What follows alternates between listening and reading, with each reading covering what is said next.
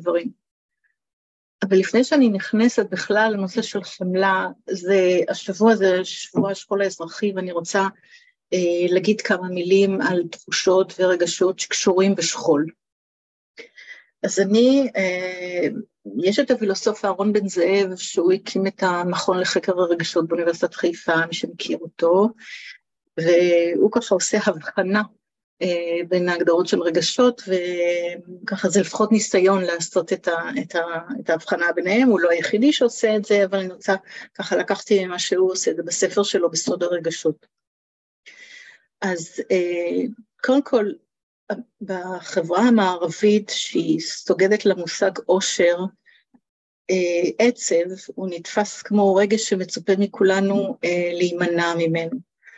ואנחנו נוטים כל הזמן לעשות כל מיני פעילויות, וממליצים לנו לעשות כל מיני פעילויות שמגדילות את תחושת ההנאה שלנו והאושר, ומפחיתות את העצבות. עצב בעצם זה רגע שהוא מכוון לאירוע שלילי, שהוא מאוד משמעותי, ולכן הוא עמוק והוא מומשך יותר מאשר צער. צער זה משהו של רגע, בעצם שהוא חולף, אבל העצב הוא משהו שהוא יותר, רגע שהוא יותר מתמשך, ולפעמים הוא גם יכול להגיע לדיכאון. עכשיו, למרות שאנחנו יכולים להבין את החתירה האינסופית שלנו לאושר, הנושא הוא כמובן יותר מורכב, כי העצב יש לו חשיבות גדולה מאוד בבריאות הנפשית שלנו. בכלל, הבריאות הנפשית שלנו זה לא איזה רגשות אנחנו מרגישים, אופטימיים או פסימיים, זה בעצם כמה שיותר רחב הטווח של הרגשות, כמה שהמנעד יותר גדול, ובאופן כזה אנחנו יכולים, הרגש שלנו יש סיכוי שהוא יותר מותאם למה שאנחנו חווים, ולהבדלים ולנואנסים בין המצבים. אז עצב יש בו עומק, והוא מזכיר לנו באמת היבטים עמוקים בחיים שלנו. המחויבות העמוקה שיש לנו למישהו, ההכרה בקיום הסופי והמוגבל שלנו, וההכרה בפגיעות של החיים שלנו. ואם אנחנו נוכל להתמודד עם זה, באותה מידה יש קורלציה ישירה חיובית גבוהה, בין היכולת שלנו להרגיש עצב, לבין היכולת שלנו להרגיש שמחה, ואפילו גם רגעים של אושר. אז התעלמות מוחלטת, ככה אני הולכת לקיצוניות, מהיבטים קיומיים שמעציבים, היא עשויה למנוע מאיתנו בעצם הכרה במחויבויות הבסיסיות שיש לנו כלפי מישהו אחר, ובעקבות זה בעומק של מערכות היחסים שלנו. זה משפט של רבי נחמן מברסלב, הוא אמר שכל אחד מישראל, אפילו נדמה לי, הוא אמר צדיק גדול, צריך שיהיה לו איזה צער בכל יום. ואני בעצם לא ידעתי שאומר את זה, ככה מצאתי את זה במקורות האלה, ואני ככה תמיד מתבטאת, שאני צריכה להיות בדיאלוג עם עצב כל יום, ואני באמת בדיאלוג עם עצב כל יום, בין אם זה אישי לבין אם זה מקצועי, ואז באותה מידה אני גם מרגישה שאני גם יכולה להיות בדיאלוג עם שמחה עמוקה באותו אופן. אז חיים ללא צללים של עצב, שיש בהם שמחה תמידית לכאורה, דומים במידה מסוימת, הוא אומר אהרון בן זאב, כמו למצב של סימיליות, או משהו מסומם. הם כאילו שמחים כל הזמן, אבל זה נובע מזה שהם איבדו כל קשר עם המציאות. ובגלל זה אי אפשר לראות בהם באמת יצורים בעלי יכולת להכריע באופן מוסרי ושיפוט ערכי לגבי מצבים. כשהעצב הוא קצר מועד, יש לו ערך תפקודי אפילו מסוים, הוא מאשר את הערך של הדברים שיש לנו בחיים. כדאי שאנחנו באמת נתגאה, אני מרגישה כך לפחות, ביכולת שלנו לחוש עצב. יש איזה משפט נהדר, אני לא יודעת מי אמר אותו, שכשמחשיך במידה מספקת, אפשר לראות את הכוכבים, משפט שאני מאוד אוהבת. ובאמת זה מוביל להכרה יותר מדויקת שלנו, של עצמנו, של המציאות, והוא עוזר להיות מודעים לזה. עכשיו, בתוך העניין הזה שאנחנו בשבוע שכול, אנחנו באיזשהו קשר או בחשיבה על זה יותר, הוא עושה הבחנה בין שכול ליגון ולאבל. הוא אומר ששכול הוא מציין את המצב האובייקטיבי של אובדן משמעותי. פשוט זה פשוט עניין של עובדה, משהו כזה. והאבל קשור להתנהגות שהיא אופיינית בתרבות שאנחנו חיים בה. היגון זה מתייחס לתגובה הרגשית שלנו במצב הזה. האובדן המר והמשמעותי ביותר שאנחנו חווים זה מוות, בגלל הסופיות שלו, במיוחד של מי שמאוד אהוב ומאוד יקר לנו, או מוות של עצמנו שאנחנו יודעים שהוא עומד לבוא בקרוב. וביגון יש איזו נקודת מבט חלקית מצומצמת, אין לנו שום יכולת להיות מעודדים, הכל באמת חשוך בצורה שאנחנו גם לא רואים כוכבים, ואנחנו לא מצליחים לשאוב שום דבר אחר, שום נקודת אור במצב הזה. אנחנו מרגישים חסרי אונים לחלוטין. ובגלל ההשפעה העמוקה של היגון, הוא הופך בדרך כלל לאיזשהו רגש מתמשך, שלפעמים קשה לנו להוציא את עצמנו. מזה במקרים קיצוניים הוא באמת מגיע לדיכאון.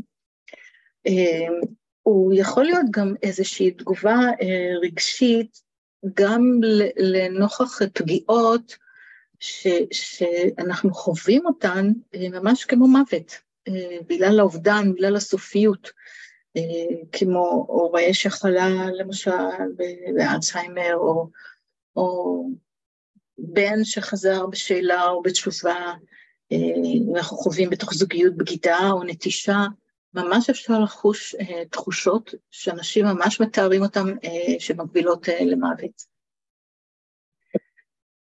היכולת שלנו לשבת עם הרגשות הקשים שלנו, ולהיות עדים ונוכחים לסבל של האחר, זה בליבת ההוויה האנושית בכלל, ובמהות כל המקצועות הטיפוליים.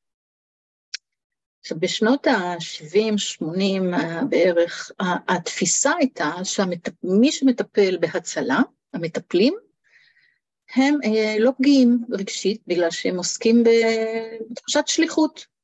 אני לא יודעת אם אתם שמעתם מי שכאן אנשי מטפלים, אני הרבה שומעת את זה, התכנים שאני עוסקת איתם, בנכות וחולי כרוני ומוות ואובדנים ובאמת דברים קשים ופרדות, אומרים לי, את עושה עבודת קודש, זה שליחות מה שאת עושה, זה מצווה מה שאת עושה, אני לא יודעת מה זה עושה לכם. אני מקבלת תקצוצים באור, אני לא כך אוהבת לשמוע את זה, כי כאילו באיזושהי מידה זה מוריד, אני לא יודעת למה, אני אשמח לדעות אחרות, משהו מהערך המקצועי, אפילו שאני יודעת שזה לא חייב להיות בסתירה, ובטח ובטח שחלק גדול מאיתנו הלך למשהו במקצוע טיפולי, כדי לתת ערך לאחר ולהשפיע עליו. אבל איכשהו ההילה הזאת שבונים סביב זה, היא יכולה לעשות כל מיני תחושות מורכבות. אני הרבה פעמים בסדנאות שלי, לצוותים רפואיים, אני מעלה את הנושא הזה, מה הם מרגישים כלפי העבודה שלהם, ומה הם שומעים גם כן. אז מסתבר שמפתחים פגיעות בתוך המקצוע הטיפולי, פגיעות שמובילה לשחיקה ולמשבר. כי מה שמאפיין את כל המקצועות הטיפוליים, זה לא משנה אם זה רופא, עובד סוציאלי, או פסיכולוג, כל דוגמה אחרת, כל מקצוע טיפולי שאני כרגע, או אח, זה הקשר הרגשי, זה מה שמשקיעים בתוך הקשר עם זה שאנחנו מטפלים בו, והתהליכים של האמפתיה וההזדהות כלפי הסובל, שהוא הקורבן. ובעצם אנחנו נותנים משהו מתוך עצמנו, והשני חווה את זה כנתינה שלנו. אז מתי הנתינה הזאת היא מאיימת לשחוק אותנו? למה נתינה היא שוחקת? האם היא באמת שוחקת? ואני אומרת, מגדירה את זה ככה, יש הבדל בין נתינה להקרבה.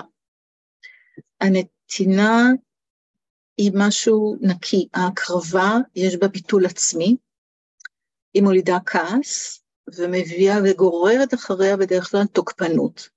זה יכול להיות תוקפנות ישירה, מה, אני הקרבתי, אני נתתי, אתה לא מעריך את זה, מה עשיתי בשבילך, אני בשביל זה עשיתי ככה וככה, ולא הלכתי לככה וככה, איכשהו באיזשהו שלב זה יצא.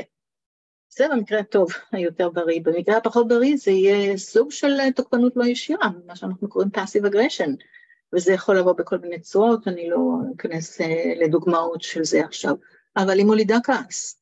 הנתינה היא נקייה, היא מה שנקרא no strings attached, היא לא משאירה אחרי איזשהו שובל כזה של איזה זיום אוויר כזה, היא פשוט נקייה. כי למה? כי אנחנו לוקחים את עצמנו בחשבון.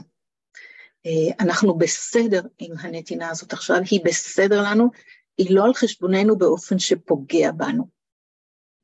וגם אנחנו עושים ויתור, אנחנו בסדר עם הוויתור הזה בזמן הזה. אז עכשיו אני נכנסת קצת יותר לעומק למושגים של תשישות חמלה וחמלה עצמית. איך אני מגדירה אותם, או איך מגדירים אותם בספרות גם, ומה הקשר בין הדברים. קודם כל אני רוצה לשאול אם יש עוד עכשיו משהו שמישהו רוצה להגיד משהו, לשאול משהו. אל תחששו באמת לחתוך אותי או להפריע לי, תרגישו חופשי. משהו מהצד של ההומור, אבל כנראה שיש בזה משהו יותר עמוק. לא שמעתי, מושיק.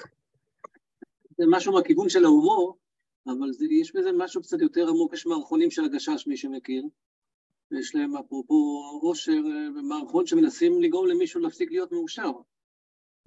הולכים לאיזה חכם ציון, ומה לעשות, מישהו שכל הזמן צוחק, אז מי שמכיר את הגשש, צד אחד זה הומוריסטי, מצד שני זה מתמודד עם חוויה של אנשים, עם מישהו שהוא כאילו כל הזמן שמח, צוחק, שזה מצב בלתי אפשרי, כמו אפרופו שאמרת שאי אפשר לחוות רק צד אחד. נכון, אני חושבת שגם הפרזנטציה של ההיי הזה, אנחנו יודעים שלפעמים מתחתיה מסתתר איזשהו דיכאון סמוי, לפעמים אם יש אנרגיה מרובה שמושקעת בלהיות במקום הזה כל הזמן. אז, ולעשות צחוקים כדי לברוח מרגשות קשים, ולפעמים זה מודע, לפעמים זה לא מודע, אז כמו שאמרתי, תמיד הלא מודע הוא במקרה הפחות טוב. המודע זה יכול להיות אסטרטגי, או באותו רגע זו החלטה כזאת, כי זה יותר מתאים לסיטואציה, אז זה כבר בבחירה שלי. אז אנחנו מעדיפים.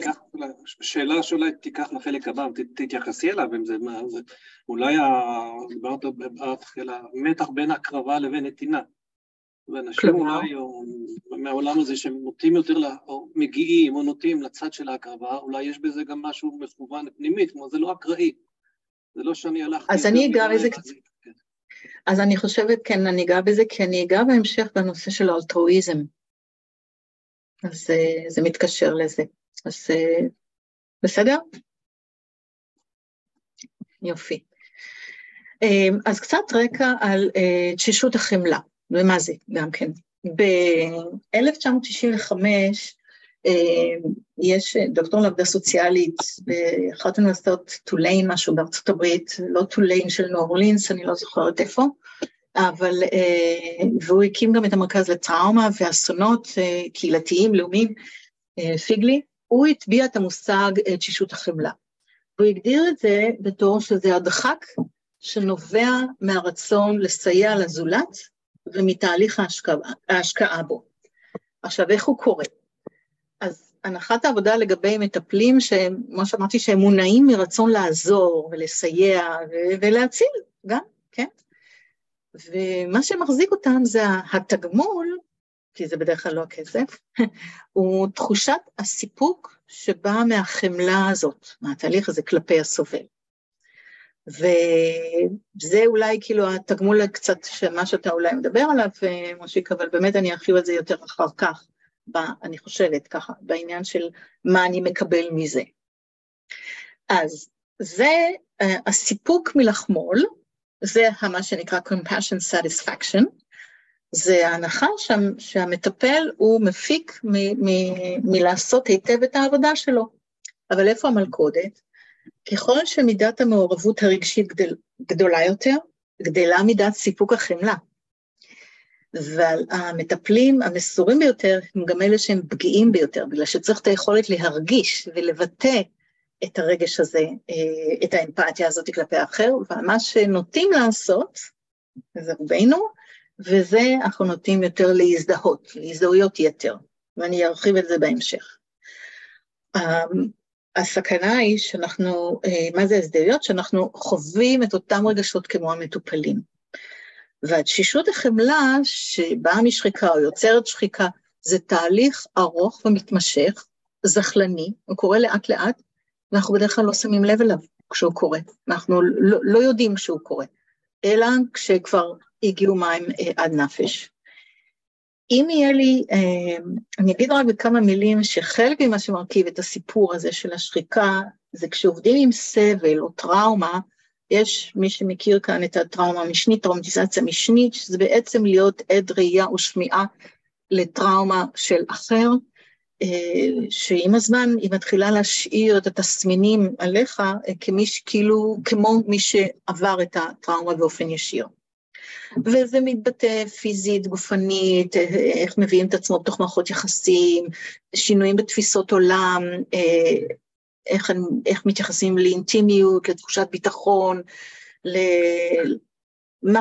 יש הרבה פעמים ציניות שמתפתחת מתוך זה, ואז יש מעבר כזה שבתחילת הדרך הרבה פעמים במקצועות הטיפוליים אנחנו רובנו חווים מין איזו תחושת אומניפוטנטיות מסוימת של כל יכול, אני אציל, אני אעשה שינוי, אני אשנה, אני הכל, יש כל כך הרבה כוח לעשות את זה, ומתוך ההזדהויות יתר יש מעבר מתחושת האומניפוטנטיות לאינקומפטנטיות, לתחושה של חוסר און בעצם, ואז שכאילו אני לא יכול כלום, מי הכל יכול ללא יכול כלום. ומי שמועד לפורענות לחוות יותר טראומטיזציה משנית, זה מי שיש לו היסטוריה עם טראומות רגשיות, למי אין טראומות, אבל אני מדברת על אירועים טראומטיים ממש שנצרבו באופן חזק, ומטלטלים לפי גם הגדרות בתוך ה-DSM, בילדות שלהם הם במצב יותר פגיע, או אם הם היו עדים של ראייה או שמיעה לטראומה כשהם היו ילדים, וכשהטראומות לא מעובדות, במיוחד הטראומות הרציניות יותר כשהן לא מעובדות. אז טראומטיזציה משנית, יחד עם שחיקה, וירידה בסיפוק מלחמול, היא בעצם יוצרת את תשישות החמלה. אז מה התהליך הזה שדרכו מתפתחת תשישות החמלה? אמרתי קודם שזה קורה בתוך ההזדהות יתר הרגשית עם מטופלים, מי שאנחנו מטפלים בו. וההזדהות יתר הזאת היא חמקמקה, והיא מורכבת, מכמה דברים. אז נשאלת השאלה, שאלת השאלות, שכל מי שנמצא במקצוע טיפולי, איך להיות עם האחר, בלי לקחת על עצמך את הכאב שלו? מה בעצם הדרך הכי טובה להיות בקשר עם מישהו, או בשירות למישהו שמתמודד עם משהו, בלי שניקח את זה כמשהו שהוא שלנו. יש את הבודהיסטית שהייתה בראש המנזר הבודהיסטי בנובה סקושיה בארצות הברית, אתם מכירים את הספרים שלה, פמה צ'ודרון, שהיא קוראת לזה מקומות שמפחידים אותך, שהיא מדברת על חמלה. כשאנחנו מתרגלים ומייצרים חמלה, אנחנו יכולים לצפות, לחוות את הפחד שלנו מהכאב של האחר. אז בעצם, בלהיות בתוך חמלה זה לתרגל איזושהי תעוזה, כי זה מערב איזושהי יכולת להירגע, וזה מאפשר לנו לזוז בעדינות לקראת מה שמפחיד אותנו, שזה להרגיש את הפגיעות הזאת. ברנה בראון, שהיא דוקטור לעבודה סוציאלית, חוקרת בושה באמפתיה בארצות הברית, היא אומרת שבשביל להיות אמפתי צריך להסכים להיות פגיע. החמלה היא בעצם פרקטיקה יומיומית של הכרה וקבלה של החוויה האנושית המשותפת לכל בני האדם. כך שאנחנו מתייחסים לעצמנו ולאחרים עם איזושהי אהבה אנושית בסיסית ונדיבות, ואנחנו פועלים כשאנחנו מול סבל, בגלל שהחמלה היא כוללת פעולה. זה לא רק עניין של תחושה, זה גם עשייה מסוימת. אבל הפעולה הזאת שבאה מחמלה זה לא להיטיב על ידי שאני עשיתי עכשיו משהו שמתקן את המצב שלך. זה בעצם לשבת עם האדם בחשיכה, ולהראות לו איך להרגיש את הקושי. זה לא פרקטיקה של אני יותר טובה ממך, או שאני יכולה לתקן אותך, זה מוזן על ידי ההבנה שאנחנו כולנו עשויים מחוזק, מהתמודדות, ושאף אחד מאיתנו לא חסין לכאב או לסבל. זה פרקטיקה שהיא מבוססת איזשהו יופי וכאב שבאנושיות המשותפת הזאת. היא גם לא מערכת יחסים בין מרפא לפצוע, זה מערכת יחסים בין שווים. רק כשאנחנו מכירים היטב את החשכה שלנו, של עצמנו, שאנחנו יכולים להיות נוכחים עם החשכה של האחר. היא הופכת לאמיתית כשאנחנו מכירים באנושיות המשותפת שלנו. מה כזה ליד חמלה, שהרבה פעמים מבלבל, נגיד תחושה של רגע של רחמים, שבמקום להרגיש את הפתיחות של חמלה, רחמים בעצם אומר, איזה מסכן, אני מרחם על אנשים כאלה. כאילו רחמים רואה את האחר כשונה ממני, וזה מציב איזשהו חיץ ביני לבינו. יש מרחק מהסבל שלו. זה כדי לספק את מה שקורה אצלי, את עצמי. החמלה היא מכירה את הסבל של האחר, כהשתקפות של הכאב שלי, של עצמי, אני מבינה את זה. אני סובלת באותו אופן במובן של כהיותי אנושית. זה אמפתי. זה הקשר ההדדי הזה של הסבל והצער של החיים. והחמלה זה סבל משותף. בזמן שהחמלה יוצרת איזושהי חוויה משותפת של הסבל, אפילו מלא סימטרית, הרחמים הוא בעצם מבודד. הוא כאילו באופן לא מודע, ואני צריכה להגיד את זה, זה לא רצוני, זה לא בחור, זה לא מודע, אבל זה מקפל בתוכו איזושהי תחושה שאני מאמין שהסובל נחות ממני, שכאילו לי זה לא יקרה. והתגובה היא בעצם פסיבית, אני ממוקדת בעצמי, זה לא כולל איזשהו מתן עזרה. אני שומרת על עצמי מבחינה רגשית, ולא רוצה לחלוק את הסבל של האחר. האמפתיה היא בעצם כלי של החמלה. זה מערכת מיומנויות רגשית, שמאפשרת לנו להבין מה האחר חווה, ולשקף בחזרה את ההבנה הזאת. אנחנו יכולים להגיב באמפתיה רק אם אנחנו יכולים להיות נוכחים בכאב של האחר. אם אנחנו לא, זה לא אמפתיה אמיתית. כמה פעמים אנשים יגידו על המטפל שלהם, או בחוויה של אומרים את המילים הנכונות, אבל איכשהו זה לא עובר.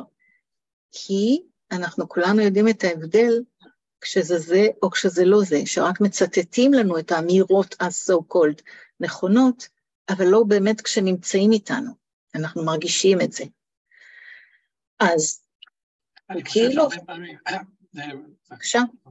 אני מפריע לך לא כי יש לי מה להגיד, כי אמרת שנפריע לך. לא, אחד זה מזמינה אותך לגמרי, כן, כן. אז הרבה פעמים שאנחנו שומעים משהו שנשמע כקלישאה, או לחלופין נשמע אותנטי, ולא תמיד יודעים לנסח את זה, אבל הרבה פעמים זה בא מהמקום שלי, מה אחר אומר את זה מהלב, או אומר את זה מהראש, מתוך נגיעה, וזה מה שעושה את ההבדל. אותם מילים יכולות להיות כאלו וכאלו. ולמה? מה יעשה את ההבדל? ההבדל שזה אותנטי, אנחנו מרגישים שזה בא מהלב, מתוך נגיעה, מתוך... נכון. זה חיבור. כשזה מהראש, אז כל אחד מאיתנו מרגיש שזה, זה נכון, אבל זה סיסמה. אני חושבת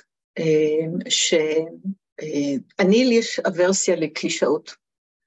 אני מוצאת שיש בקלישאות, בסיסמאות ניתוק רגשי. אני חושבת שכשמגיעים לשבעה, או כשבאים להביע צער, אני חושבת שכל תרבות יש לה את המילים או המשפטים, שאומרת, אני חושבת שהתרבות המציאה אותם כדי להציל ממצב של חוסר אונים.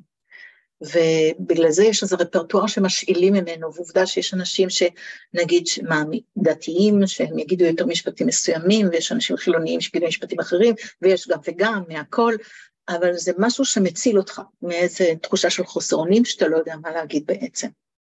אז אפשר גם להיות אמפתי לחסר האונים, רק שחסר האונים לא תמיד מודע לזה. אני עובדת הרבה גם עם מורים שכולים, והורה שקול כל דבר מרגיז אותו, הכל מרגיז אותו, כל מה שאומרים לו,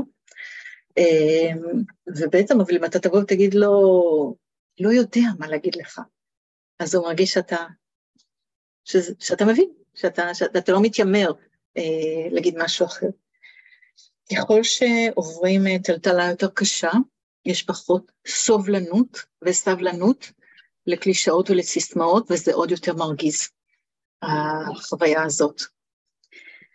כי במקום לתת את התחושה של גם אני מכיר מה זה הסבל הזה, כאילו מה שנקרא me too, נותנים את התחושה של not me, כאילו אני לא. not me, אבל אני כאילו מצטער בשבילך, I feel sorry for you, מה שנקרא. אז, רגע, יש פה רעש, סליחה שנייה.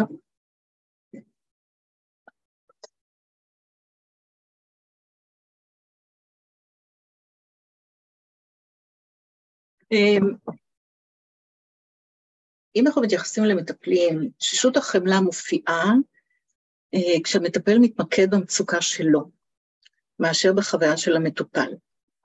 אז המיקוד בעצם בעצמו מסתיים באי יכולת להגיב באמפתיה למה שהשני צריך. לפעמים שואלים, למשל, איזה מצוקה למשל מטפל יכול לחוות כשהוא מול סבל של אחר? זאת אומרת, איזה רגשות יכולים לעלות, עשויים לעלות אצל מטפל, שהוא מול סבל של אחר? שמשהו נורא קרה עכשיו לאחר שממולו. יש לכם איזשהו משהו שחושבים עליו? מה באופן אוטומטי? אתם יכולים לקחת לחשוב על זה גם במובנים אישיים, נגיד שמישהו קרוב בא ומספר לכם, חבר שמספר לכם, אל תשאל מה קרה לי, ומשהו באמת נורא שקרה. מה קורה אצל זה שממול שמקשיב לזה? מיד, באופן אוטומטי. איזה רגשות מיד עולים? איך? יכול לעלות עצב, זה יכול לעורר פחד וניתוק. השני רגשות הראשונים שעשויים לעלות, קודם כל זה החרדה. החרדה שיכול לקרות לי גם, אבל היא לא מודעת אפילו, אבל היא מפעילה אותי. מיד יש איזו חרדה מסוימת. קודם כל אני הולכת לעצמי. זה אוטומטי, זה טבעי, זה חיווט של כולנו. אנחנו מחוותים לזה, קודם כל לעצמי. עולה חרדה, ועשויה גם לעלות תחושה של אשמה. והתחושה של האשמה שעשויה לעלות, זה מהסוג של אשמת שורד.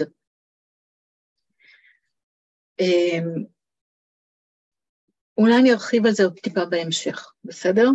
אני אתקשר למשהו אחר שאני אגיד.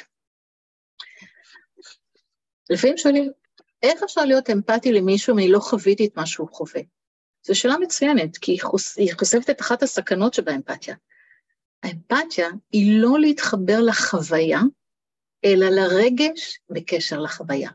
לא צריך להיות מומחה או בעל ניסיון של החוויה של השני. צריך להתחבר לחוויות האישיות שלך, באופן חשיבתי שיוצר איזשהו רזוננס, תהודה רגשית. אני מכירה את הרגשה הזאת, אני לא אפול אליה עכשיו, אבל אני מכירה אותה, ואני אתקשר איתך באופן שתדע שאתה לא לבד. אני נמצאת בזה איתך. אז מה אפשר לי לעשות את זה? גבולות, מאיזה סוג? הגבולות זה תנאי הכרחי לאמפתיה. אם אין אוטונומיה בין אנשים, זה בעצם סימביוזה, זה רק לכידות יתר, זאת ההזדהות יתר הזאת. זה המיזוג הזה, השניים שהם אחד. אי אפשר להיות נוכח בתוך משהו, או מחובר למשהו, אם זאת אותה יחידה אחת. חייבת להיות אוטונומיה ונפרדות. בואו נדבר קצת על חמלה עצמית, ונעשה את הקשר לחמלה לאחר. בעצם החמלה העצמית, ה-self-compassion, היא תנאי הכרחי ליכולת להיות חמל כלפי האחר.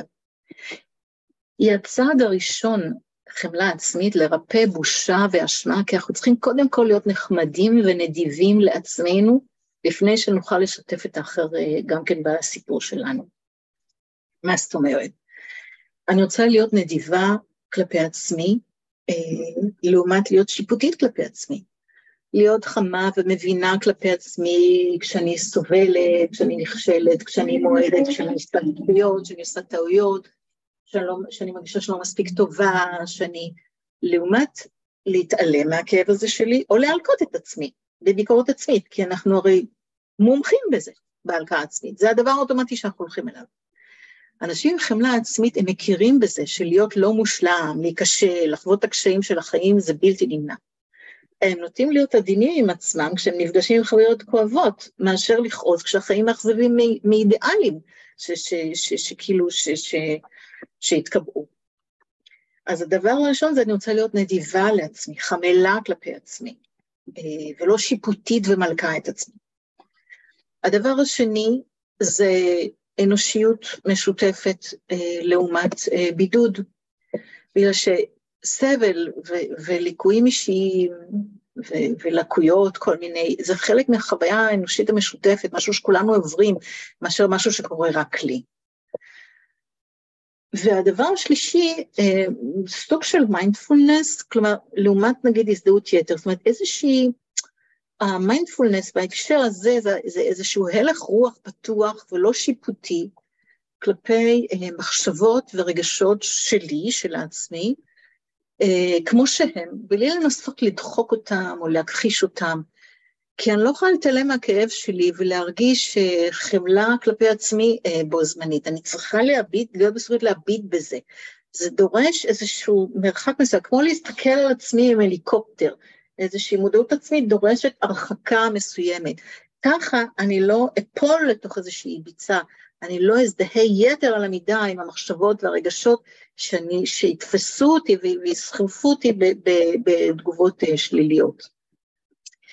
אז בעצם חמלה או אמפתיה, למה זה המענה הנכון גם לשני וגם לעצמי? כי זה ממוקד אחר, לכן זה מענה שמדויק לו, כי אני עושה קפיצת דמיון בתוך הראש שלי לראש של האחר, ומנסה לדמיין מה זה עבורו, ונמצאת איתו, בלי קשר אם קרה לי אותו דבר, לא קרה לי אותו דבר, שאין בחיים אותו הדבר, אבל אני מנסה להבין ורוצה לדעת, מה זה עכשיו עבורו, איפה שהוא נמצא.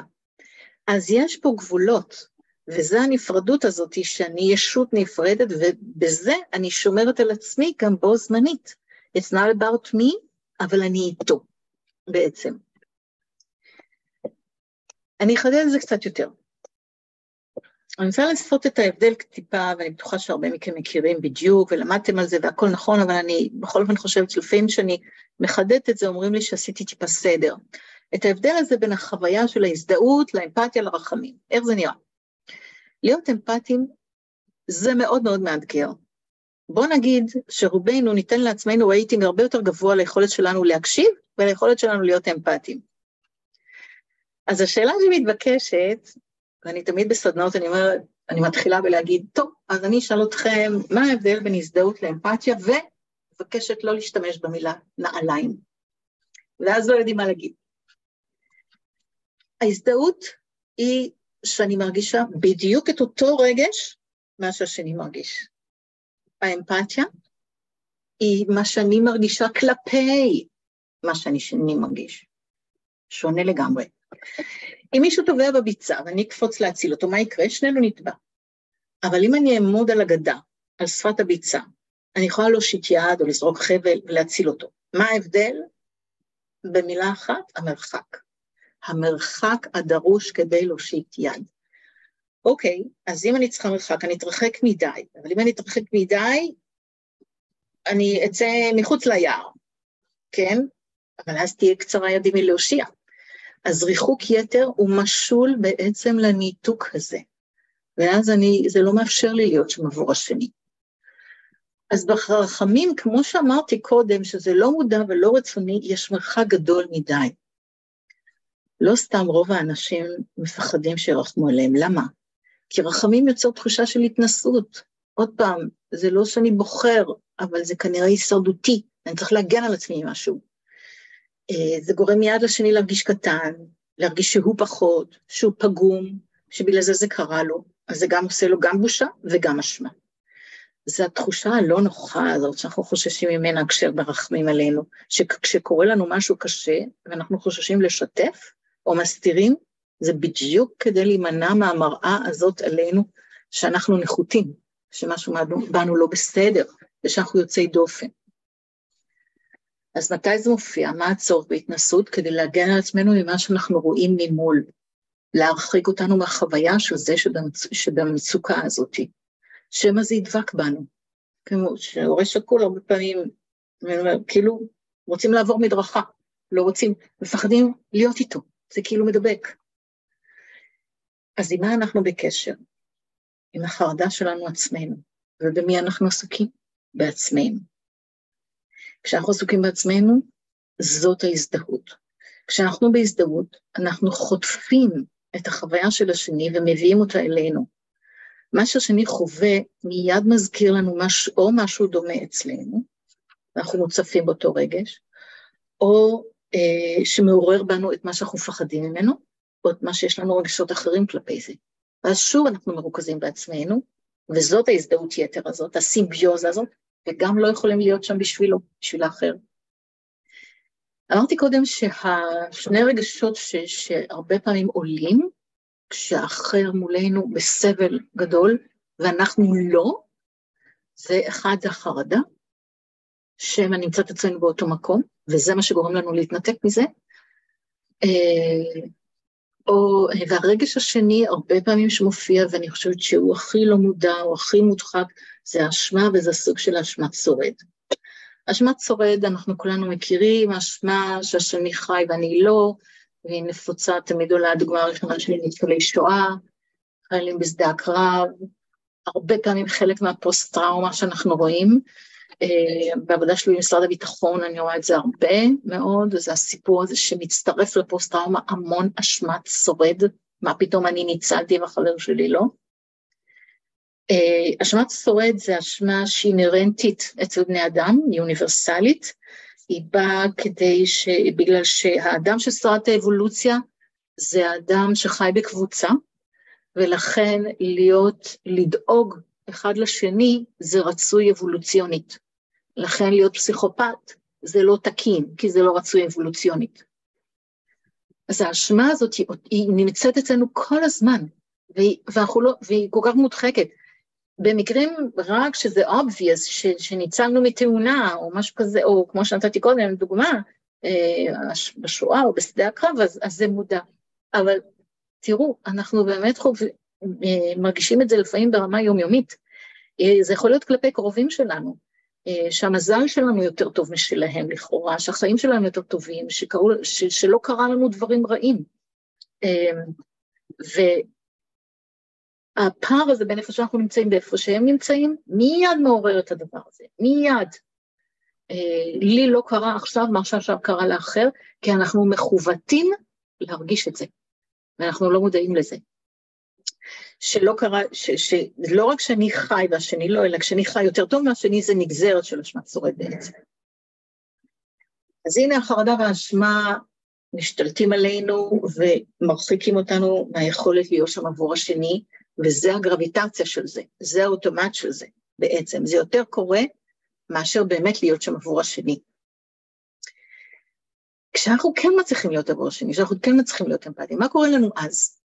כשאנחנו מתבוננים או עדים או מקשיבים לסבל של האחר, ואחרי שמצאנו בתוכנו את הרגש הזה שאנחנו מכירים, אם אנחנו לא נתקענו בהזדהות שלנו, כי זה קודם כל עובר דרך ההזדהות, אני מוצאת את הטווח הרגשי הזה בתוכי, את ההד הזה של הרגש שאני מכירה, אבל אני מוצאת את ההדהוד הזה של הרגש אצלי, אבל אני, כמו שאמרתי קודם, אני זונחת את עצמי, ואני שוב קופצת לשני, אני מתנתקת, זונחת לרגע את הסיפור שלי, ועכשיו נמצאת עם השני, בלי קשר לסיפור שלי, לשיפוט שלי, למה אני חושבת על זה, למה האסוציאציות, ואני עם השני. אני לא נשארת או הוגנת אצלי, לא מחזירה את זה אליי. עכשיו, אני טוענת שהאמפתיה הזאת, שהיא באופן מפתיע, היא קורית הרבה פחות ממה שנדמה לנו. אנחנו יותר מדי פעמים מזדהים, או מזדהים יתר, או מרחמים. שהמקור של זה גם הזדהות. למה זה קשה?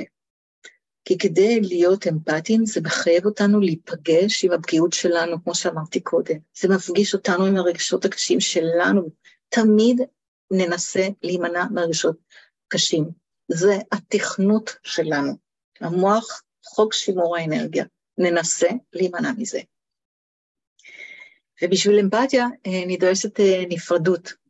אם בהזדהות יתר יש סימביוזה, מיזוג עם השני, אז ברחמים יש ניתוק רגשי. כמו המשפטים, מה שאמרת קודם, מושיק, המשפטים, תהי חזקה, תחשוב חיובי, יהיה חיובי, משתתף בצערך, תלו. עכשיו, זה נכון, כל משפט, כל מילה, יכול להיות בסדר, לעבור בסדר, ויכול גם לא. מה שיכתיב את זה, זה אם אנחנו מצטטים את זה, משאילים את זה עכשיו מהספרייה, תוך המוח שלנו, או שאנחנו מחוברים רגשית לזה. עכשיו, הרגש שלנו מתבטא בשפת הקול, כבר לא מדברת על הפנים ועל הגוף, אבל שפת הקול זה תדרים אחרים, והמוח של השני קולט בדיוק את התדרים האלה. את אותם מילים אני יכולה להגיד מתוך מקום מחובר, או מתוך מקום מנותק. זה מה שיעשה את ההבדל. כי אמפתיה היא בעצם, כשאנחנו מרגישים שאמפתיים אלינו, אנחנו מרגישים שאנחנו מובנים ומורגשים באופן מדויק. זה בינגו, זה מילימטר ליד, זה אמפתיה מתחזה, זה פסאודו אמפתיה, זה ניסיון להיות, זה לא זה. וכולנו יודעים את ההבדל. אז מה שיש בסיסמאות, שאמרתי שיש את הניתוק, הן לא באות ממקוריות המחשבה והרגש שלי, אלא היא באה להוציא אותי מחוסר האונים שלי. אבל ככל שאני אהיה מודעת לזה יותר, יש עבודה שאפשר שם לעשות. אז מה העמדה שאליה אנחנו שואפים בשביל להיות במקום האמפתי? אני רוצה להלך על הציר הזה שבין שני הכתבים, בין מיזוג, סימביוזה, שזה הזדהות יתר, לבין הניתוק. העמדה היא נפרד, מחובר. מחוברות יש בתוך נפרדות. להיות במספיק מרחק כדי שלא נאבד את עצמנו ונטבע יחד עם השני, ולא רחוק מדי שלא נוכל להרגיש ולעזור לשני. הסיפור הזה של הנפרדות זה מסע שאנחנו כל החיים מהלכים בו, בכל מערכת יחסים קרובה אנחנו נוטים להזדהות יתר, המערכות יחסים הכי קרובות, בהורות, בזוגיות, נופלים שם כל הזמן. חשוב להבין שזה לא נקודה סטטית עליה אנחנו עומדים, אלא היא נעה. ומה שחשוב, ואנחנו רוצים שתהיה, זו התנועה הזאת. תנועה אקורדיונית, שאנחנו מתקרבים מדי, מתרחקים. התרחקנו מדי, מתקרבים. התנועה האקורדיונית הזאת, זה מה שאנחנו רוצים כדי להישאר נפרדים ומחוברים. לפני שאני נכנסת לנושא של קצת כמה מילים על אלטרואיזם, מישהו רוצה לשאול משהו עד עכשיו או להגיד משהו? זה כזה קצת גם ברור וגם מורכב, אני חושבת, כל הנושא הזה.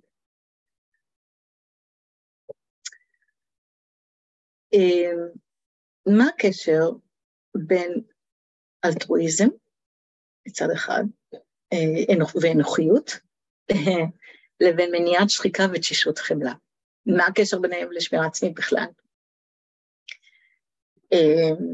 יש איזושהי דיכוטומיה מושרשת באופן עמוק בתרבות שלנו, שעוצרת אותנו מליישם איזושהי שמירה עצמית, גם כשהחשיבות של השמירה העצמית הזאת היא קריטית. בקשר לשמירה עצמית, ה-WHO, ארגון הבריאות העולמי, יש לו מחקרים על הנושא של שמירה עצמית, ובמחקרים האלה, מצהירים ש80% מהאנשים מכירים בחשיבות של השמירה העצמית, אבל רק 50% מהם מיישמים כל מיני פעולות ואסטרטגיות שמתייחסות אליה. אלטרואיזם ושמירה עצמית לפעמים נתפסים כמה שנקרא mutually exclusive, ככאילו מונחים או תופעות, ככאילו שמוציאות זה את זה. זאת אומרת, שהם כאילו לא יכולים להתקיים בו זמנית. ואני אטען שזאת הדיאלקטיקה ביניהם, שמאפשרת את האיזון במקום דיכוטומיה. בכלל, אנחנו רוצים להתרחק מדיכוטומיות. לטפל בעצמנו, לעתים קרובות, מחדיר תחושות אשמה, במיוחד אצל נשים, יותר מאשר גברים.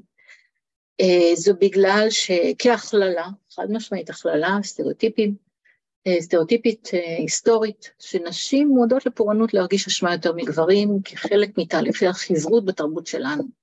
ולאורך ההיסטוריה של האנושות, נשים היו מצופות לתת ולהקריב.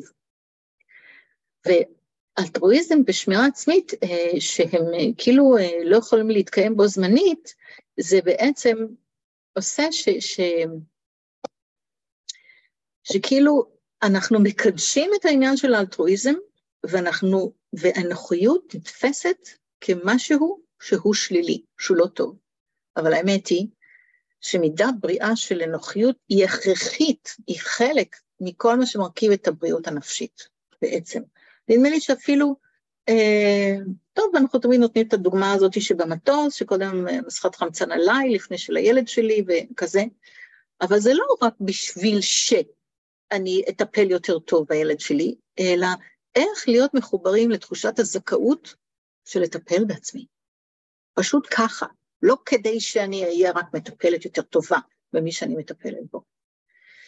נשים, עוד פעם כהכללה, ברשימת המקבלים, לעומת הנותנים, הילדים בראש הרשימה. אחר כך בן זוג, ההורים, המשפחה המורחבת, והן הרבה פעמים בתחתית הרשימה אם בכלל, היסטורית, וגם היום עם הפמיניזם, אנחנו לא משוחררות מזה.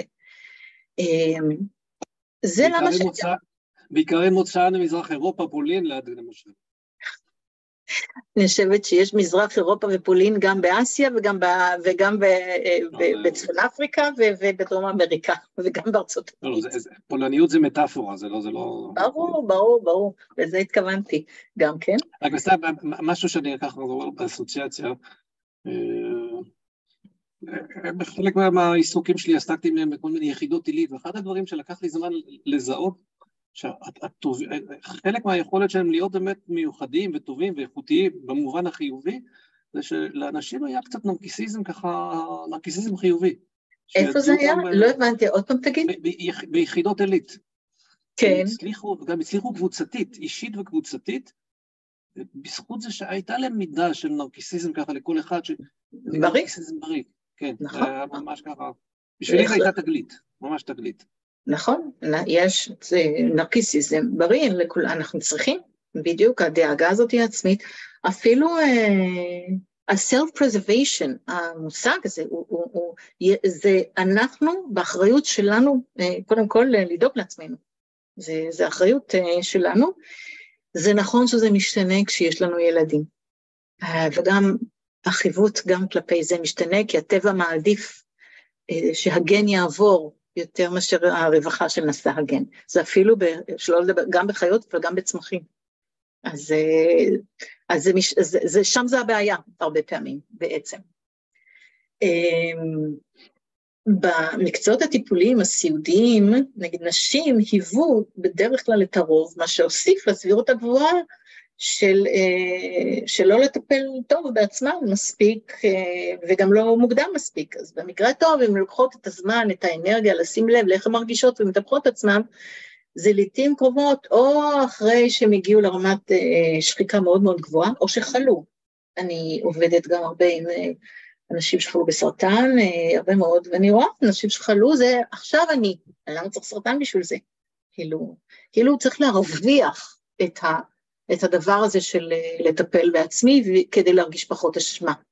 כאילו שרק אז הן נותנות רשות לעצמן, להיות במרכז תשומת הלב והדאגה.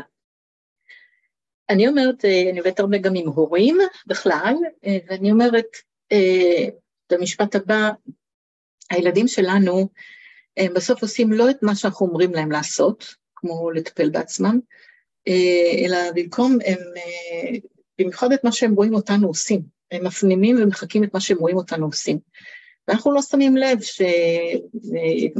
מה הם למדו מאיתנו בזה. על ידי שאתה מטפל בעצמך תוך כדי שאתה מטפל באחר. לא שאתה מחכה שהם יגדלו ורק אז אתה עושה משהו, אתה תהפוך את הפיצול הזה, הדיכוטומיה הזאת, בין אלטרואיזם ואנוכיות לגישה פרדוקסלית. אתה בעצם רוצה לעשות להם אינטגרציה, את הגם וגם הזה בו זמנית. עכשיו זה להלך על המתח, מה שדיברת קודם, מושיק, זה נקרא להלך על המתח בין איך אני דואג לעצמי, ואיך אני גם דואג למי שאני אחראי עליו, או מטפל בו, ואיך לא לראות את זה כמשהו מפוצל, אבל כאיזשהו ציר שמהלך עליו, זאת אומנות. וזה לא קו מסורטט באופן מדויק, שאת פה זה ככה, מפה זה ככה. ברור שלא. אבל המודעות לזה, היא נותנת את האפשרות להביט בזה, לשאול את עצמי לפעמים את השאלה הזאת, באיזה מידה אני פה, ובאיזה מידה אני פה.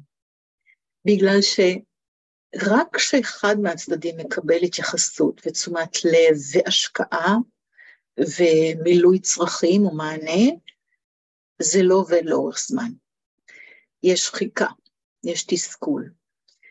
רק כשאנחנו אמפתיים לאחר ולעצמנו בו זמנית, אנחנו גם נותנים את המענה המקצועי הנכון, וגם אנחנו שומרים עלינו, כדי שנשמור עלינו. אז ככה, בשביל לסגור משהו, מה אני רוצה לעשות בשביל שאוכל לעשות את העבודה הזאת גם מחר? אני רוצה לעשות כל הזמן את העיבוד הרגשי, את העבודה הרגשית הזאת על התנועה בין ההזדהות לאמפתיה. זה דורש לעשות עיבוד על הרגשות שלי כלפי מי שאני מטפל בו.